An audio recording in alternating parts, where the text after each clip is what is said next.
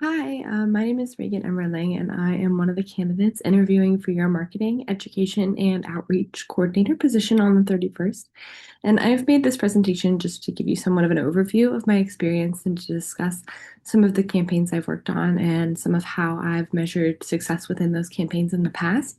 And this is by no means totally comprehensive, just for the sake of brevity and respect for your time.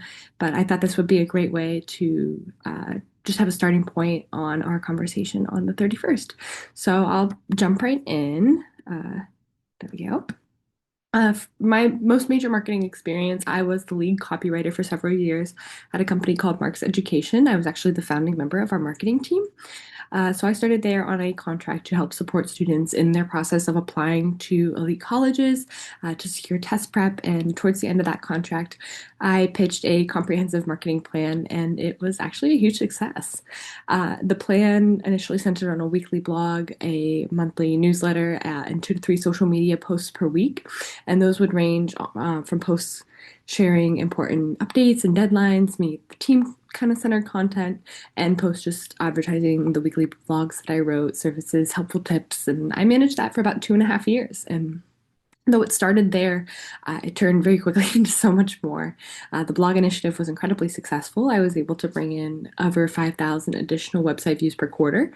And through that, I was able to identify new potential clients through newsletter signups, page traffic monitoring, and other strategies. And of course, there's general page traffic, which I measured, managed through Google Analytics. And I'll get to that more kind of on the next slides. But I also championed other strategies to get to know our audience, like newsletter signups, which were specific to individual pages. And that allowed us to see how our website resources, like those I made pictured on the left, turned strangers into subscribers, and then eventually how subscribers became clients. So that was awesome. But I introduced other ways for us to connect with our audience by creating places for them to suggest content, as you'll see there on the right. I also measured interest through download rates, so it's a little hard to see because my picture's in the way, but things like buttons to access our Common App guide, which I developed. Places where we could monitor how often people downloaded our PDF resources, and generally there was a newsletter sign up component. So they would give us our email, we would give them a free resource, and that made sure they were signed up for our newsletters and other initiatives, which generally helped the client funnel.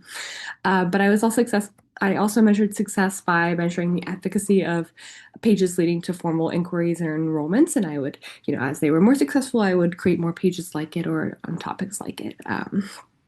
And so, um, to the next slide.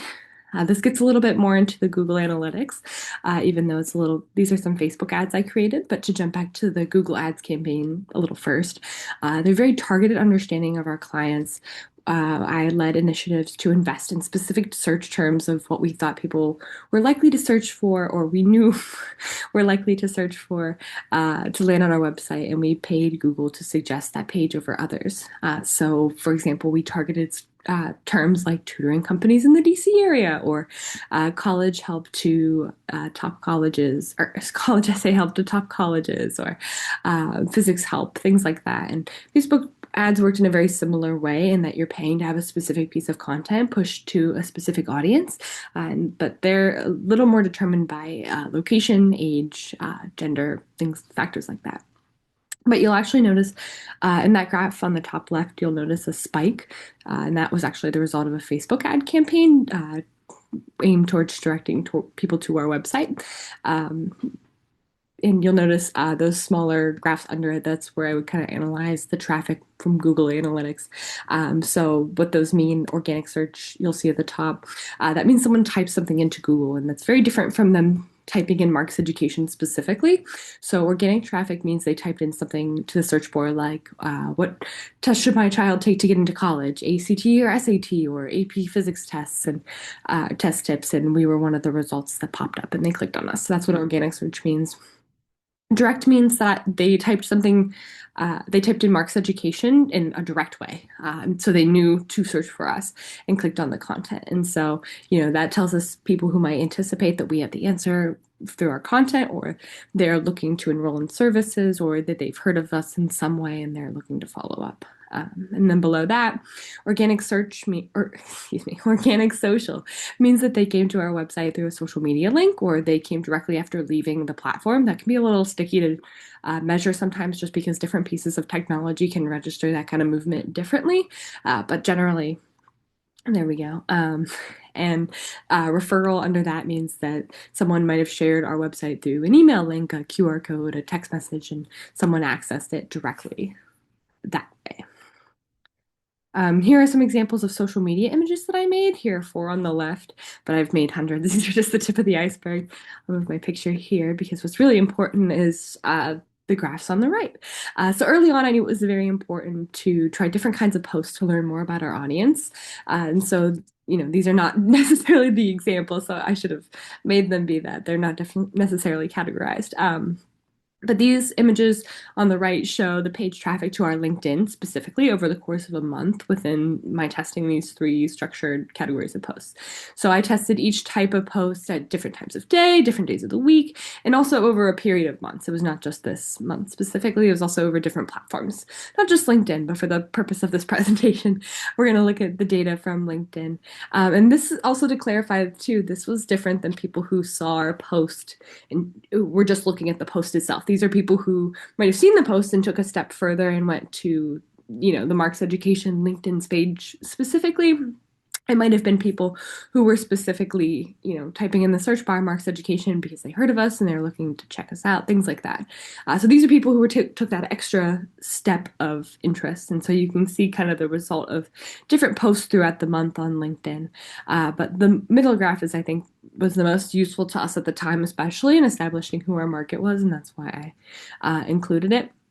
But we learned that, not surprising on LinkedIn, but the majority of the traffic were for older demographics, but also specifically people who are likely to be parents, while some 18 to 24-year-olds, which are generally close to our target client range, they weren't necessarily the people who were doing the booking, doing the investigation process. So that helped us adapt our strategies in thinking about who we market to. And then down there at the bottom, you'll also notice the locations of where people were doing the searching from.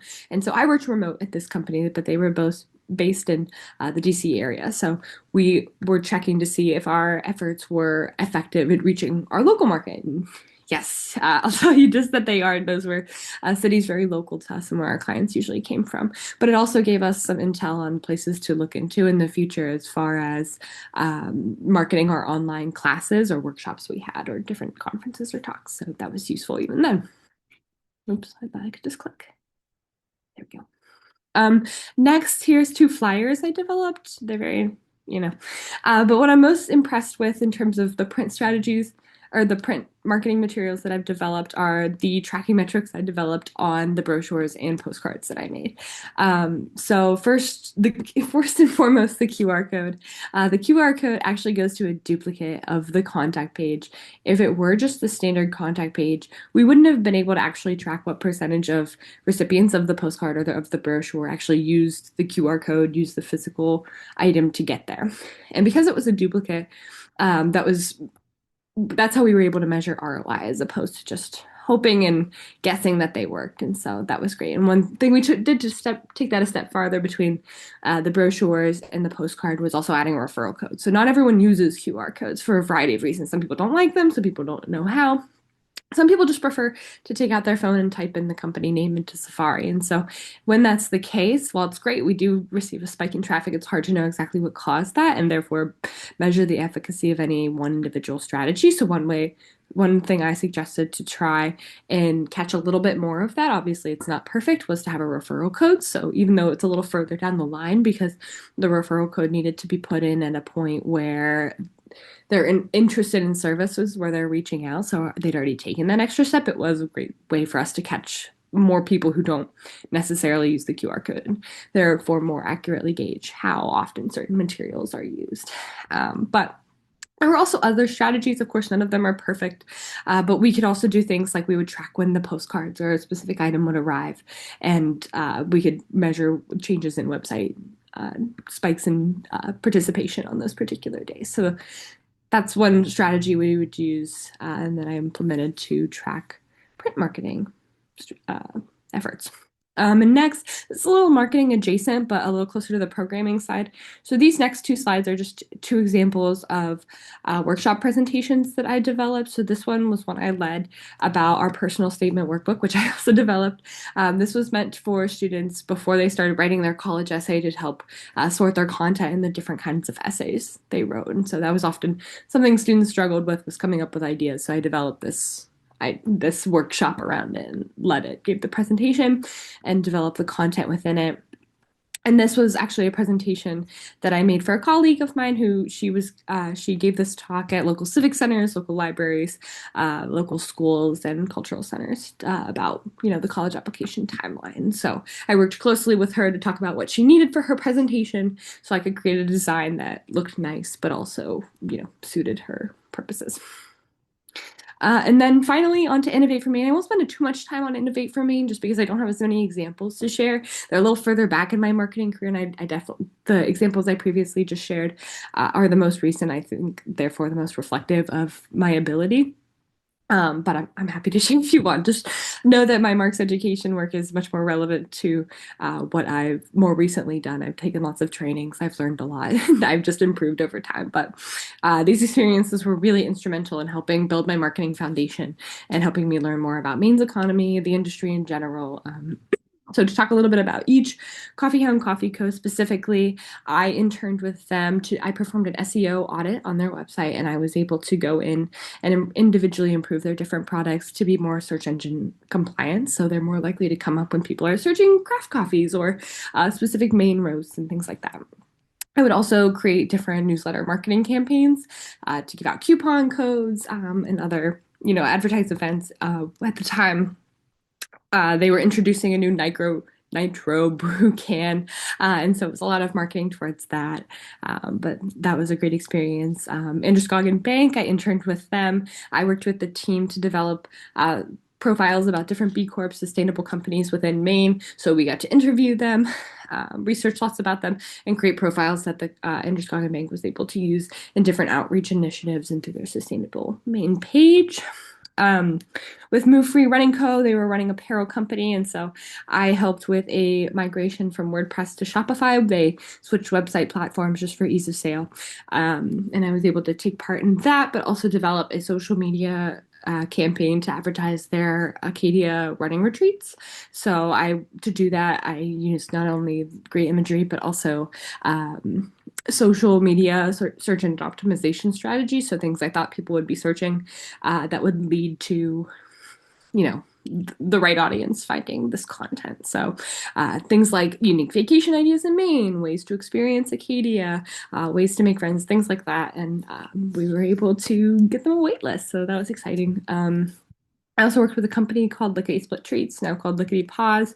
I did a full website build out, and I helped her build her newsletter subscribe list. And at the time I worked with the company, they were very new, and she didn't have a lot of images of pets using her product, which made social media efforts and website design a bit challenging. So I worked with local organizations, for example, a local doggy daycare, and I reached out and asked if we could sell the ice cream at a cheap price that day, and they could take pictures of the dogs eating the ice cream, and if we could use them in marketing materials. So not only did pet parents get to see them doing something fun, and did the company get exposed to a whole new market of clients, but also we got that great imagery at a low cost. And so I also participated in a number of live and work in Maine trainings. We did lots of work on, we had lots of interesting speakers. We did lots of tours on innovators in the Maine business scene. So I got to learn a lot about the economy within Maine and just how the different innovations the state was trying to put in place to facilitate a workforce in Maine. We did lots of innovation trainings. I had my level 2 innovation engineering badge, and we did lots of trainings under SMART goals and we did lots of little incubator projects that I'll get too into the weeds if I start talking too much about that now, but I'm happy to say more in our meeting on the 31st. So just a little bit about some of my ideas that I wanted to share. So in terms of creating content for Municipal Waste Hub, generally, I would think about it as falling under 4 pillars. So there's an education component, there's an impact component, a community, and operation. So education, as far as thinking about, ways we can teach people good recycling practices. So thinking about educating people on how the labels on the bottom of plastics are not always doesn't always mean that they're recyclable, or what happens when you recycle electronics and you're not supposed to. So things like that, educating on waste practices and management impact. So, for example, Bangor disposed 28,000 tons of trash in 2025, and that Municipal Waste Hub was able to rescue anywhere from 10 to 50% of that from going into a landfill, and kind of that impact piece and communicating that in a way that helps people see the scope of the problem, but also what you're doing in terms of solving the issue. Community, so posting about volunteer opportunities and events that we're hosting, tours, things like that.